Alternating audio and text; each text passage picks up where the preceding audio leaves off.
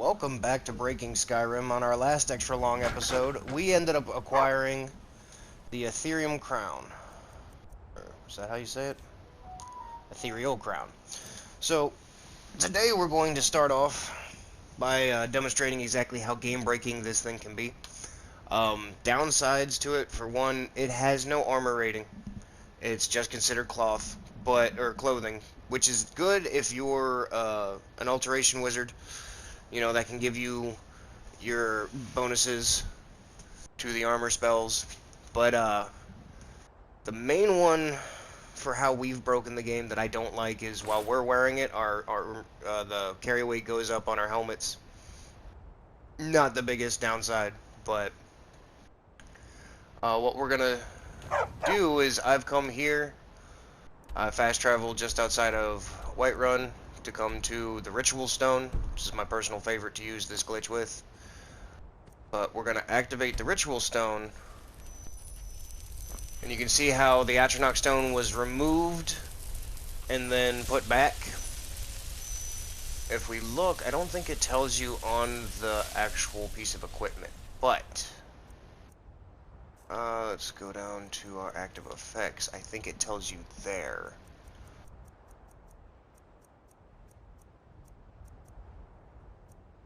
Does it? Seems it does not. So, it should be under powers now. Yeah, the Ritual Stone. Okay. So now, when you first get here to this stone, gonna quick the Ethereal Crown. There's going to be a Necromancer, depending on your level, is what level they are. Mine was a Master. She had a couple of, minions. There was also a Spell Tome over in this area, which gave me Undying Ghost, something I didn't have. But she ended up, there she is, down here. Now, what the what the stone allows you to do is anything that was dead is now resurrected for you to use. And now they will be a follower until the spell wears off. Now the reason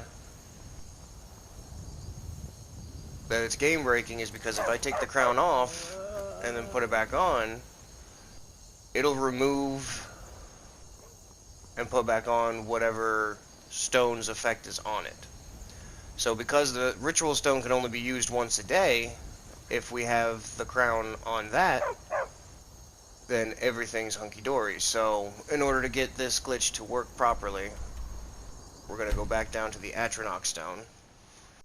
Because the one that you're equipped with, whenever you put on a next one, is what moves to the crown. There's also another glitch. If you do it right, you can have all of the base Guardian Stones, the Mage, the Warrior, and the Thief active at the same time. There's plenty of videos on how to do that if you want to go and find that out. But if we go ahead... Oh, it doesn't work like that. What do you mean added and removed? That can't be right. And of course there'd be a dragon. So I'm going to deal with this real quick.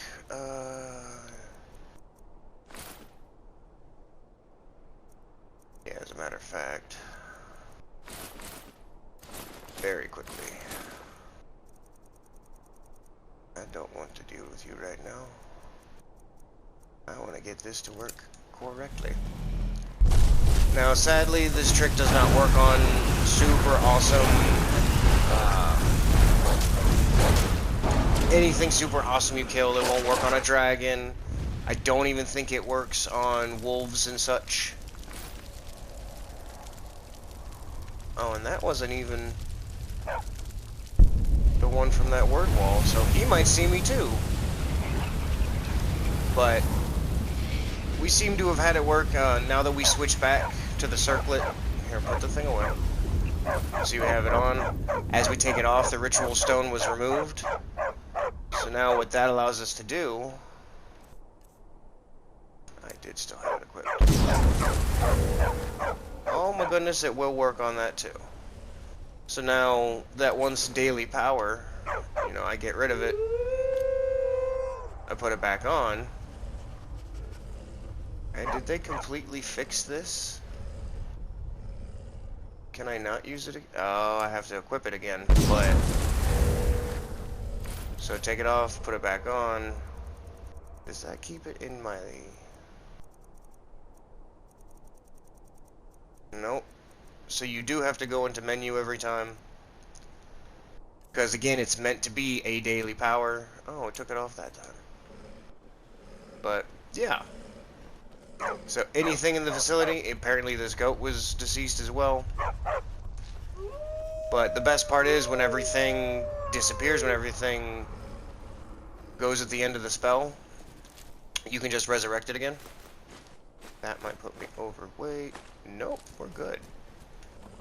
So, it actually can be very overpowered. You know, go attack a bandit camp, resurrect the bandits, then take them with you. Now, mind you, this is game breaking because you can have armies doing it like this. As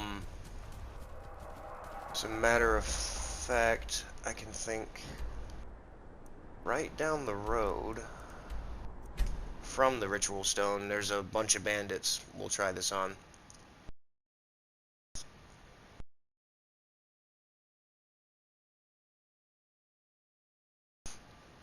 Now again, I'm not sure if they've patched this. This was just something I used to abuse back in the day. At one point in time, I know I had a character that had all 3 of the base guiding stones. He had the Lover Stone and the Atronach Stone on. Now mind you, I also couldn't have this character load correctly. I would blue screen him a lot. I ended up having to delete him. So, that's just fair warning. You know, you mess with breaking the game, you might actually do it. But the main downside to using this with our broken setup is we're only getting, I think, a 90% reduction, 93% reduction on the, yeah, 93% reduction now for whatever armor you're wearing.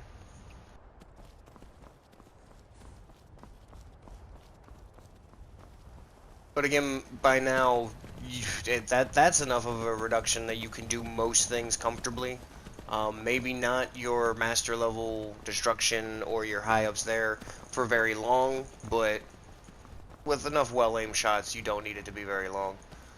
Now, question is this guy gonna actually talk to me? Usually they try and shake you down. Hold it.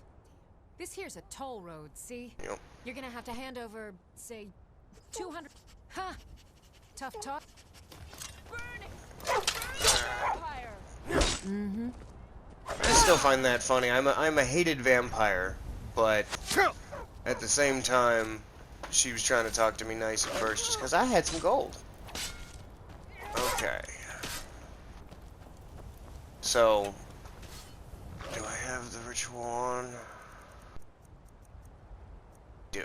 Go ahead and pump that. So she's back to life. So we take it off, put it back on. It's still there. Good. So now she goes to help kill something. Or she just... Or she doesn't. I'm not entirely sure what happened there. Because of course Barbas is doing most of the stuff. She already set the trap off.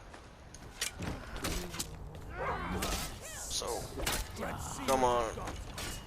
She's around here somewhere, I can hear her. He's not having fun with that bandit chief, but I'm gonna let him tie him down. So now she's down. And we do it again. Take it off, put it on. And it didn't stick around that time. So we come into powers. Put it back on. So I'm not sure who or what you're targeting. But now he's down. and hanging on by a thread. So take anything that's worth it from him. I think I already have fatigue. I'm not even gonna bother. And then bring him into the fold. And then take it off, put it back on. Didn't stay in. So let me do it again. Because again, meant to be a daily power. Now I'm pretty sure the archer that was over there, yep, she got done too, but I don't know if it was close enough to resurrect her. But now you see, I have a small bandit army that will follow me. Now, I'm waiting for it to fail, for the spell to end, because most necromantic summons turn into ash when they're done. That's what I'm hoping to avoid, and yep, they got him. Now, mind you, just because you have more forces doesn't mean that's always a good thing. Sometimes they will clog each other's paths and whatnot. And I'm not entirely sure how long that lasts. It doesn't tell you. I'm not sure that this is in... Yep, there we go. So 2 minutes for all of them, or a minute for one. So who was the first one I resurrected? It was you? You were the gate guard? I do believe. So she'd be the first one to perish. So we'll find out exactly here in a moment. Now, mind you, this is not an important ruin, per se. Really good early on dive, because they'll be around whatever level. And there's a few items around here. I do believe there's always a guaranteed enchanted item at the very top. And it's usually a bow.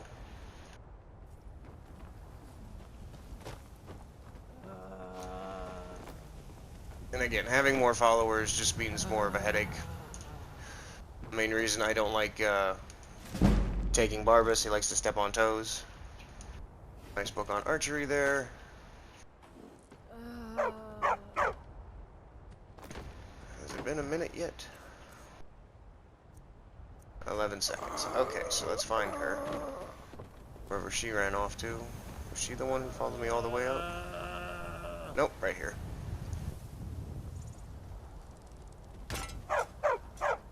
Yep, they never fixed it. So since she goes back to a body, what you can do is just wait for them all to wear away, and then bring them all back. It's a novice. Easy peasy, lemon squeezy.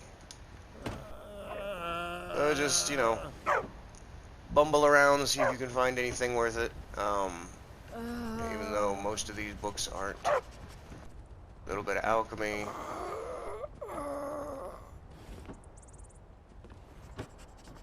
Now, one of the major downsides to me, again, I'm not partial to having companions like this. Especially necromantic ones, because they all just, like zombies, and it can get annoying. But that's comical. Come on, you can't tell me that wasn't funny. Alright, so we'll wait for these other ones to wear off and then repeat the process. One big issue, if you haven't already noticed, from me trying to get the glitch to work in the first place, they do not fast travel with you. So this can actually be a super cheap tactic in survival mode. You're killing bandits anyway. It's very simple to get to the ritual stone right off the bat. I mean, it's just down the road from Helgen. It's not the easiest thing to get the Ethereum crown right off the bat. And I'm not even sure if there's a level requirement to start the mission. But I've seen entire playthroughs of, you know, super necromancers, for lack of a better term, that just exploit this glitch. Uh, So, yeah, have fun with that. One of the main downsides for me is I'll be halfway through a dungeon and forget that, you know, someone was on a cooldown, essentially. But it's not that hard to go back, find the body. Another thing that's super useful is if you ran into a very tough enemy, you can resurrect them with this. It's the same thing as if you ran into a fight that was too tough for your follower, but you still want your follower all equipped the way they are to function. This is a way to do it and keep them permanent, essentially. It's the same thing as the Master Thrall from the Conjuration, but it doesn't give you the whole host of people that have just perished in the recent vicinity. Now, mind you, if you take their equipments, if you take their weapons or anything like that, then they won't use it. It seems these guys never even picked up their weapons back up. So, not entirely sure if they would just fight unarmed now, or what. Usually they'll pick it back up if they're right next to it.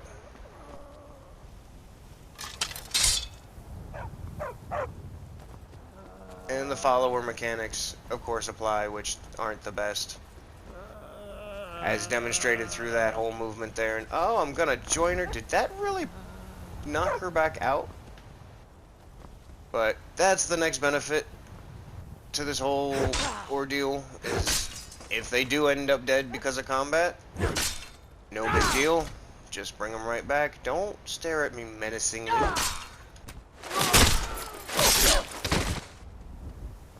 But yeah, you see the bandit chief did not pick up.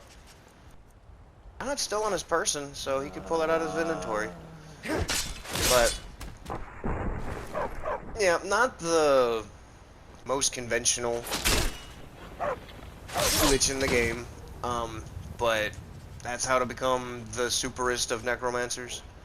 I do believe I don't have the treasure map for this tower, and I don't recall off the top of my head where it's at. Is that a dead elk?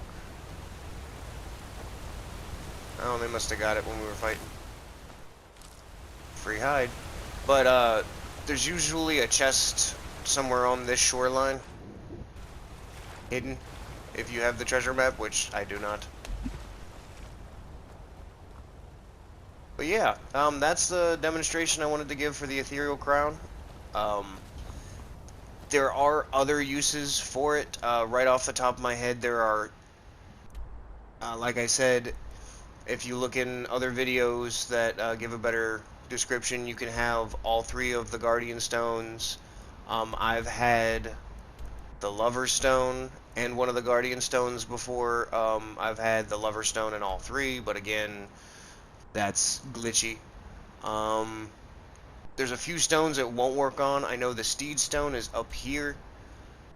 When I say it won't work, it will. It still allows you to have like the Steed Stone and the Atronach at the same time, but taking off the Steed and putting it back on doesn't do anything. Taking off the Atronach and putting it back on doesn't really do anything. So I like to use the Ethereum Crown for the ones that have more practical uses. Up here in this area is the Serpent, which allows you to unlock doors. At least I think it's the Serpent. It might be the Tower. Again, I might be getting my Elder Scrolls games mixed up. The Shadow Stone is another one because it allows you to go invisible, but we've already broken invisibility.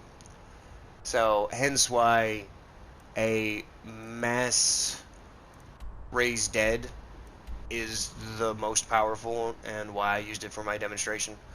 Hope you liked that video. So far, I hope you like the series. I know that compared to other videos, this one's going to be rather short, but I just wanted to illustrate one of the most broken items, especially if you're doing a playthrough that does not require armor. If you're going down the alteration tree, and which skill is that? The mage armor. Because by even breaking in the way we have with the Atronach and everything else, doing the mage armor, especially with ebony flesh, you can have amazing amounts of armor rating, even sooner than you can for the Daedric and dragon stuff. I want to say it's as good as ebony when you get it fully upgraded, but don't quote me on that. And I'm also sure you can expand it farther, especially if you're using the whole necromage thing and being a vampire. I think it affects that too, making that even stronger. But yeah, that is the Ethereal Crown. Not the biggest fan. I'm probably going to end up taking it back to my house and stashing it somewhere. But still a really nice item, and it got the shards out of my inventory. I'm going to switch back to being a ghost. Don't need grand healing, thank you. What I do need is my conjures. Alright. So yeah, I'm going to go ahead and cut this episode off here. I know I was cleaning up a bunch of different